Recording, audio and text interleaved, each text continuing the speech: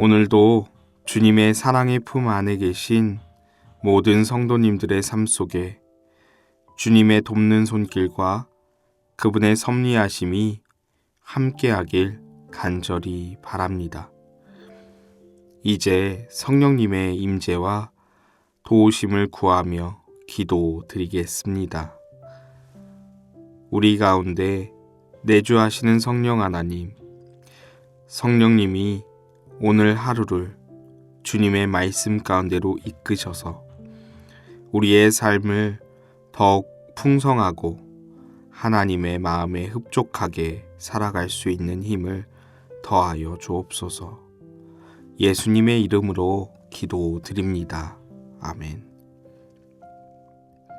하나님께서 오늘 우리에게 주신 말씀을 읽겠습니다.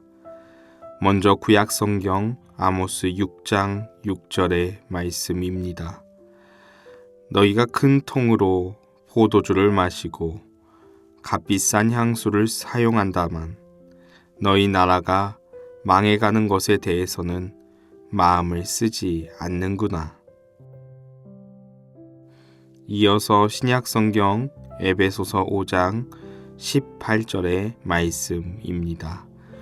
술 취하지 마십시오. 포도주를 지나치게 많이 마시는 것은 방탕한 생활을 하게 합니다.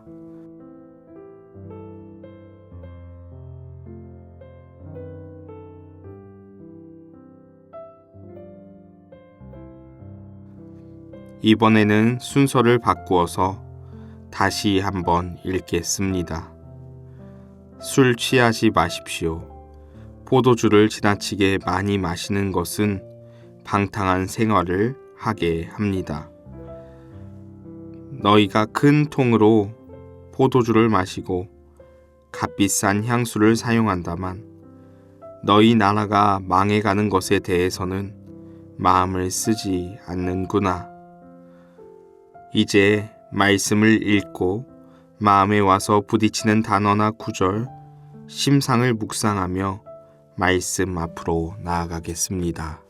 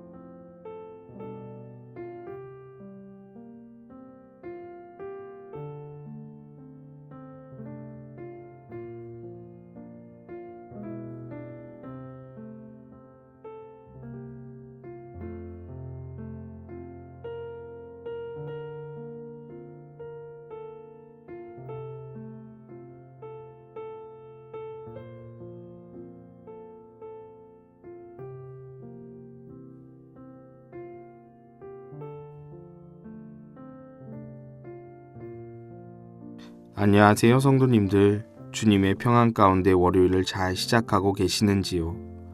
혹시 어제 우리가 들었던 말씀이 기억나십니까? 저는 월요일에 눈을 뜨고 아침을 시작하다 보면 말씀이 잘 기억나지 않을 때가 있습니다. 하나님의 말씀대로 살아야지 하면서 그 말씀이 기억나지 않는 그 순간이 두렵기만 합니다. 하나님의 말씀을 들었는데도 불구하고 하루가 지나면 잊어버리고 잊혀가는 그 순간 정말 많이 고민을 한 적이 있습니다. 가만히 살펴보니 그 잊혀짐의 깊숙한 곳에 나라는 자아가 주님보다 위에 있었다는 것을 깨닫게 됩니다. 나라는 자아는 무섭게 그 말씀을 무뎌지고 잊혀가게 합니다. 전날까지는 날카롭고 내 마음을 감동하게 하고 나를 완전히 바닥까지 보이게 했던 그 말씀, 나를 회복시켰던 그 말씀이 하루아침에 사라지는 역사를 맛볼 때면 내가 하나님을 건넘고 있다고까지 생각하게 됩니다. 오늘 아모스는 하나님의 음성을 들었던 사람이었습니다. 그는 하나님의 말씀을 단 하루도 건넘은 날이 없었던 것 같습니다. 자신의 자아의 생각보다 하나님의 생각을 우선시 두었던 사람이었습니다. 그는 한낱 뽕나무 재배와 목축을 하던 그런 농부로서 보이지 않습니다. 그는 하루 한날을 하나님의 심판을 바라보고 고뇌했습니다. 이스라엘이 아모스는 진정으로 깨닫고 돌아오기를 바랬습니다. 그러나 오늘 본문은 자신과 상반된 사람들을 보게 됩니다. 하나님은 아모스에게 말씀하십니다. 새한글 성경 아모스 6장 6절의 말씀에 보면 시온에서 느긋하게 지내고 사마리아 산에서 걱정 없이 지내는 사람들은 끝장났다 라고 말씀합니다. 왜 이들은 끝장난 것일까요? 그 이유는 사람들이 상하 침대에 눕고 빈둥거리며 좋은 먹을거리를 먹으며 하프 소리에 흥겹게 노래하고 자기를 위하여 악기를 만들고 포도주를 마시고 최고급 기름을 몸에 바르는 등의 행동을 하나님께 드리는 것이 아닌 나 자신을 위해 하고 있기 때문입니다. 그들은 자신을 위하여 치장하고 좋은 것을 먹고 흥청망청 살아갑니다. 마치 이 모습은 현대를 살아가는 우리와 매우 닮았습니다. 이 세상 무엇보다 자신이 우선되는 삶을 살아갑니다. 자신이 누구보다 위에 있어야 하고 남부러울 것 없는 삶 살아야 잘 사는 것 같이 느껴집니다. 자신이 가진 물질, 재력, 명예, 이 모든 것이 하나님을 위해 사용하기보다 자신을 위해 사용합니다. 하나님은 허랑방탕하게 그것을 사용하지 말라고 하십니다. 물질은 요셉의 환난, 즉 그들의 형제라고 할 수 있는 사회적 약자들의 고통을 함께 감내하라고 주신 것입니다. 그럼에도 하나님의 명령을 그들은 따르지 않습니다. 이것은 나 자신이 하나님보다 위에 있기 때문에 가능합니다. 이는 이스라엘이 하나님을 저버린 것입니다. 더 이상 하나님을 나의 구주로 여기지 않는 것입니다. 그와 같은 삶 위에 하나님은 완전한 멸망을 이스라엘에 선포하고 계십니다. 우리의 삶의 모습을 돌이켜보면 어떠한가요?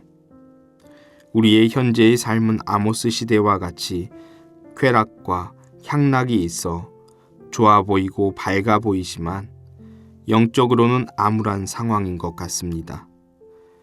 이 세대는 아무도 붙잡아줄 수 없는 불도저와 같아 보입니다. 하나님은 그와 같은 방탕의 삶을 경계하라고 말씀합니다. 에베소서는 그것을 술에서 찾습니다.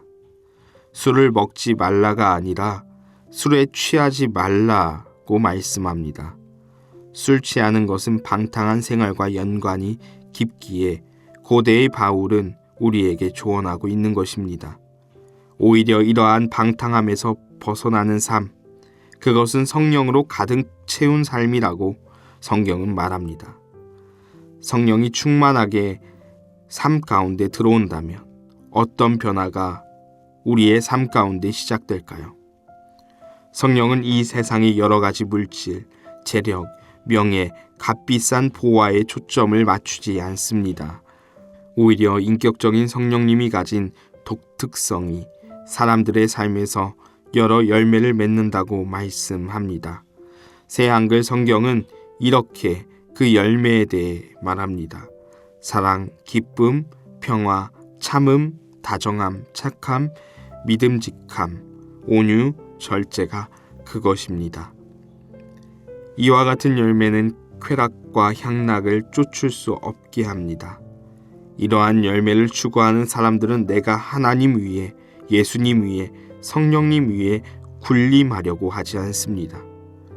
하나님 사랑과 이웃 사랑을 통해 성령의 열매를 맺어가는 삶이 얼마나 복된 것인지를 깨닫게 됩니다.